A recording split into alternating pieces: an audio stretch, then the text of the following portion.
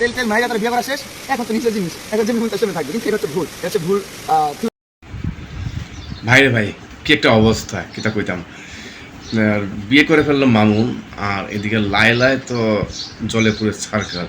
তার সে তো এখন সোশ্যাল মিডিয়া একবারে ফায়ার হয়ে গেল, সোশ্যাল মিডিয়াকে এবারে ফায়ার করে দিচ্ছে। কিতা কইতাম।